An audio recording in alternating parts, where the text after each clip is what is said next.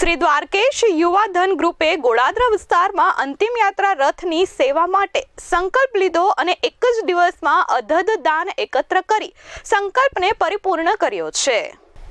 સુરતમાં Shri Ahir truck association સંચાલિત શ્રી દ્વારકેશ યુવા ધન ગ્રુપ દ્વારા અંતિમ યાત્રાનો રથ બનાવવા માટે સંકલ્પ લેવાયો હતો અને આ સંકલ્પને પરિપૂર્ણ કરવા માટે આહિર ટ્રક એસોસિએશન દ્વારા મકર સંક્રાંતિના પર્વ નિમિત્તે સુરતના ગોળાદરા વિસ્તારમાં અલગ અલગ 6 જગ્યાઓ પર દાન એકત્ર કરવાના સ્ટોલ ઊભા કરવામાં આવ્યા હતા।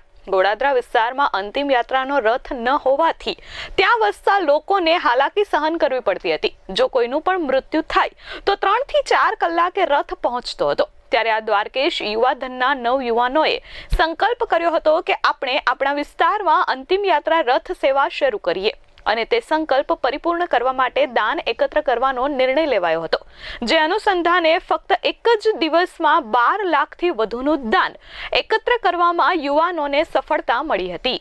મારું નામ પિયુષ જાદવભાઈ વાઘમશી, ગામ નાના બરમણ, હાલ સુરત। અમારા સૌરાષ્ટ્રનો આહિર સમાજ ઘણા સમયથી સુરતમાં ગોળાદરા વિસ્તાર ખાતે વસતો રહ્યો છે।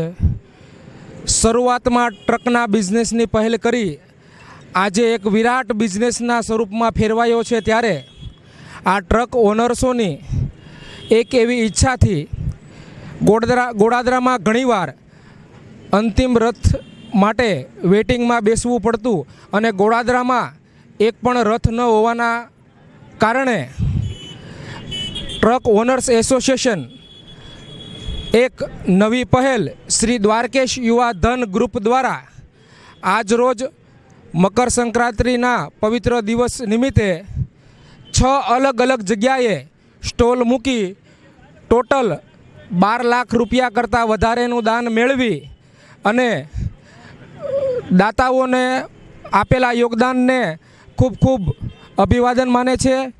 શ્રી આહિર સમાજ ટ્રક ઓનર્સ એસોસિએશન સંચાલિત આ અંતિમ યાત્રાનો રથ ગોળાદરા વિસ્તારના તમામ જ્ઞાતિબંધો 18 વર્ણને ઉપયોગી બને એ માટે વધારેમાં વધારે યોગદાન મળતું રહે અને આ ભગીરથ કાર્યમાં વધારેમાં વધારે યુવાનો અને મહેમાનો તથા આગેવાનો જોડાય એવી અમારી આશા સાથે આજરોજ અમને ખૂબ સરસ એવું યોગદાન મળ્યું છે।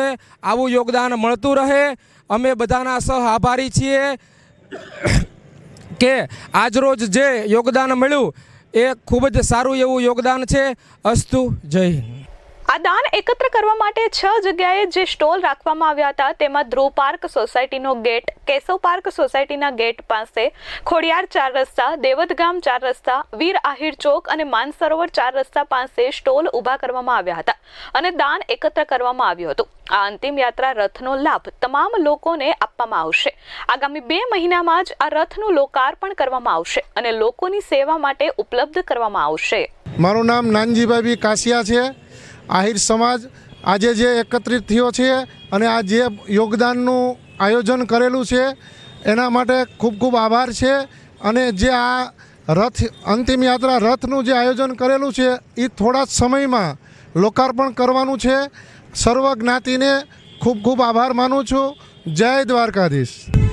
મારું નામ હરેશભાઈ ઘુસાભાઈ ચારા, શ્રી આહિર ટ્રક એસોસિએશન સુરત દ્વારા જે શ્રી દ્વારકેશ યુવાધન સુરતના અંતિમ રથના યાત્રા માટે જે રથનું બનાવવાનું આયોજન કરેલું, અમારે આ વર્ષોથી સૌરાષ્ટ્રની અંદર એક સંકલ્પ હતો કે ગોળાદરા વિસ્તારની અંદર રથની સેવાની તકલીફ આવતી, એ માટે અમે નવયુવાન દ્વારા એક સંકલ્પ કર્યો કે આપણે ગોળાદરા વિસ્તારમાં સમસ્ત આહિર સમાજ અને 18 વર્ણ સાથે રહે અને એક ભવ્યથી ભવ્ય રથ અંતિમ રથનું યાત્રાનું લોકાર્પણ કરીએ એવો સંકલ્પ હતો। એ માટે અમે આજે મકર સંક્રાંતિ નિમિત્તે અમારા 6 સ્ટોલ દ્વારા અમે મતલબ અંતિમ યાત્રાના રથ માટે જે સેવા કાર્યમાં બધે સાથ સપોર્ટ આપે એ માટે અમે 6 સ્ટોલનું નિર્માણ કરેલું અને એમાં અમને સારી એવી સફળતા મળેલી છે। અસ્તુ। અને લોકાર્પણ સમયે અમારે હજી એક સંકલ્પ એવો છે કે ભવ્યથી ભવ્ય લોક ડાયરો રાખી અને બધાય સમસ્ત આહિર સમાજ તો ખરો જ પણ સાથે 18 વર્ણ રહી અને સમસ્ત લોક ડાયરાનું આયોજન કરવાનું વિચારેલ છે। કેમેરામેન મુન્ના મલબારી સાથે ધરતી પટેલ, S24 ન્યૂઝ, સુરત.